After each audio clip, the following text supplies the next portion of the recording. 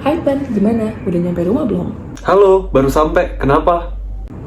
Jadi gini loh, tadi perjalanan pulang aku tuh lagi baca-baca berita kan. Nah terus langsung muncul berita tentang kesehatan selamatan kerja dari PT Freeport.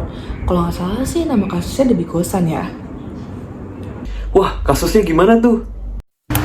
Sebelum ngebahas kasus ini lebih lanjut, yuk kenalan dulu sama Freeport. Freeport Indonesia adalah salah satu perusahaan tambang terbesar di dunia. Kantornya ada di Papua, tepatnya di area tambang Grasberg. Nah, Grasberg ini bukan tempat tambang biasa, karena dikenal sebagai tambang emas terbesar kedua di dunia, sekaligus penghasil tembaga dan perak. Produknya nggak cuma buat pasar lokal, tapi juga diekspor ke berbagai negara. Yuk, kita lanjut dengerin tentang kasusnya.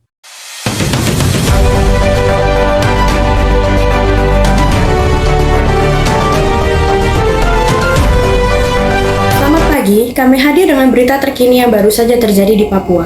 Sebuah kejadian besar terjadi di tambang Big Gosan di kawasan Grasberg, Timika sekitar pukul 7.30 waktu Indonesia bagian timur dini hari. Sebuah terowongan yang berada di dalam area tambang Big Gosan milik PT Freeport Indonesia tiba-tiba runtuh, menimpa sekitar 38 pekerja yang tengah mengikuti pelatihan keselamatan di kedalaman 600 meter di bawah permukaan tanah. Dari laporan terkini, peristiwa ini terjadi saat para pekerja sedang berada di ruang kelas yang merupakan bagian dari pelatihan keselamatan rutin. Tanpa adanya tanda-tanda atau peringatan sebelumnya, atap terowongan yang berada tepat di atas ruang pelatihan tersebut runtuh dengan sangat cepat. Runtuhan tersebut menimbun para pekerja yang berada di dalam ruang pelatihan menyebabkan 28 orang tewas, sementara beberapa lainnya mengalami luka berat. Tim penyelamat yang sedang dikerahkan ke lokasi kejadian mengalami tantangan berat akibat struktur terowongan yang runtuh dan terbatasnya ventilasi. Pihak Freeport Indonesia menyatakan bahwa operasi tambang Big Gosan sementara dihentikan untuk melakukan evaluasi dan perbaikan. Pemerintah Indonesia melalui Kementerian Energi dan Sumber Daya Mineral atau ESDM segera melakukan penyelidikan untuk mengetahui penyebab asli dan pastinya runtuhan atap tersebut. Demikian laporan ini mengenai ledakan di tambang Big Gosan. Untuk menggali lebih dalam, mari kita dengarkan secara langsung dari korban luka-luka. Kami serahkan ke Michelle. Halo, saya Michelle dari The Deep Dive TV. Saat ini kami berada di rumah keluarga Bapak Alka, salah satu korban insiden Big Gosan. Peristiwa tragis ini mengubah kehidupan keluarga mereka secara drastis. Mari kita dengarkan cerita langsung dari mereka. Saya sudah dengan Bapak Alka. Bapak Alka, bisa diceritakan bagaimana kronologi kejadian di Big Gosan hingga akhirnya Anda menjadi korban? Ya, kami melakukan pelatihan pas pagi. Nah, pelatihan biasa yang kami lakukan tiap hari itu kalau nggak salah itu di kelas 11 MSQ Underground. Nah, tapi pas tiba-tiba di atas atap itu ada tikus lari. Nah, dari situ tuh tiba-tiba atap itu langsung roboh. Untuk sih saya selamat. Karena sih saya bukan di bagian tengah, untuk di pinggir kelas. Baik. Setelah kejadian, apakah perusahaan telah memberikan kompensasi atau bantuan kepada Anda dan keluarga? Ya, setelah robohan itu sih saya nggak ingat banyak. Cuma yang saya dengar dari tim evakuasi itu, mereka melakukan evakuasi pada kita, dan pasiennya sih sudah bawa RS. Untungnya sih untuk medikasi dan pengobatannya sih udah dibayar sama perusahaan. Oke. Bagaimana kondisi kesehatan Anda saat ini, Pak? Apakah masih menjalani perawatan atau pemulihan? Ya, untuk bagian yang cedera sih sekarang udah stabil. Dan bagaimana rekan Bapak yang sayangnya tidak selamat? Apa kata Freeport, Pak? Ya, sayang sih, cuma yang saya dengar katanya keluarganya dibayar oleh perusahaan sampai anaknya kuliah. Tapi benar atau tidak itu saya kurang tahu. Oke, baik Pak. Baik Bu, kalau Ibu bagaimana dampak kejadian ini bagi keluarga Anda, terutama setelah Bapak Alka tidak bisa bekerja lagi? Sejujurnya kami sangat kesulitan, Mbak. Suami saya sekarang tidak bisa bekerja lagi. Padahal dia menjadi tulang punggung untuk keluarga. Biaya sekolah dan kehidupan sehari-hari itu sangat sulit di saat ini. Apa harapan Ibu ke depannya terhadap perusahaan atau pihak terkaitnya? Untuk perusahaan, saya berharap perusahaan itu benar-benar memberikan dukungan kepada keluarga yang telah korban, tidak hanya untuk saat ini, tapi juga untuk jangka panjang. Suami saya mungkin ke depannya nanti tidak bisa untuk bekerja lagi ya, atau seperti itu. Jadi saya mohon banget untuk perusahaan.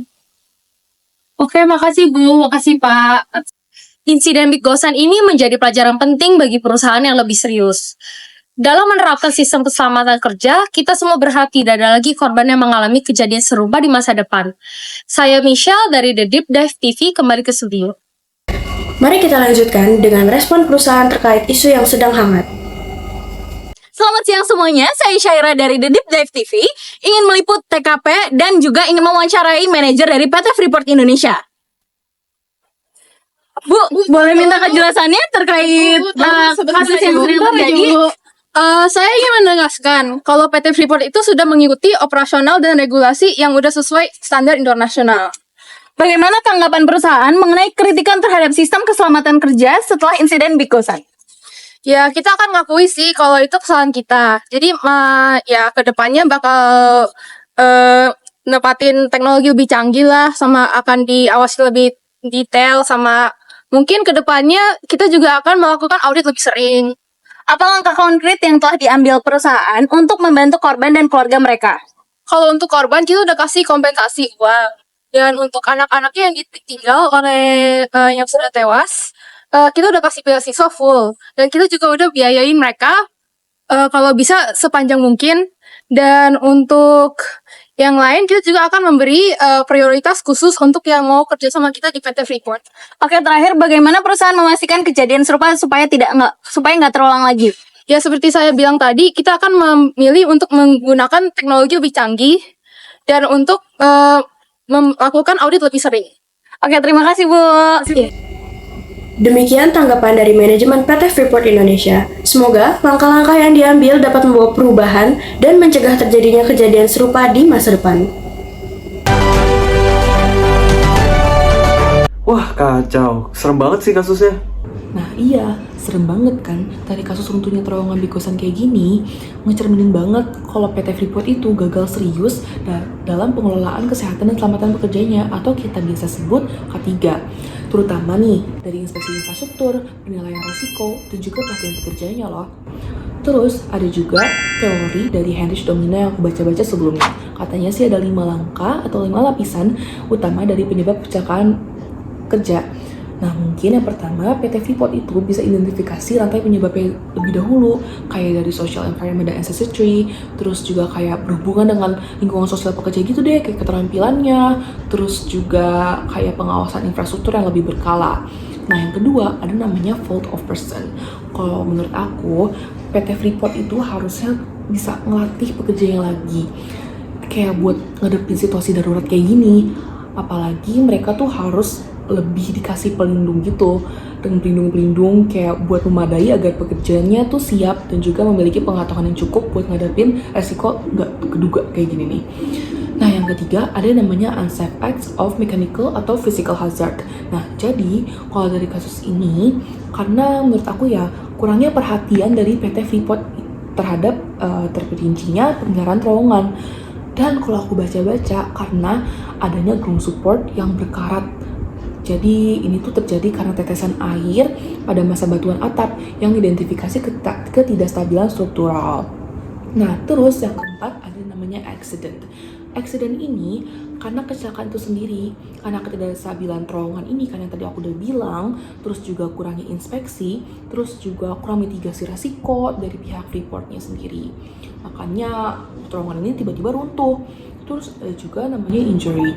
Nah tahu gak sih kalau PT Freeport ini dari kasus Big Gosan ya, ada sampai 28 pekerja yang meninggal dunia dan 10 lainnya itu ngalamin luka berat. Dan menurut aku dengan rantai ini tuh bisa diputuskan karena inspeksi yang berkala, juga ada peningkatan pelatihan. Jadi resiko kecelakaannya bisa diminimalkan. Wah, setuju sih. Lalu juga ada prinsip K3. Menurut saya, Freeport harus menggarisbawahi tentang pentingnya identifikasi dan pengendalian bahaya, seperti memantau kondisi terowongan secara real time dan menyediakan alat perlindungan diri yang memadai, serta penggunaan teknologi otomatisasi yang lebih canggih. Selain itu, budaya keselamatan pada karyawan perlu diperkuat dengan komitmen manajemen terhadap alokasi sumber daya untuk pelatihan dan pemeliharaan infrastruktur.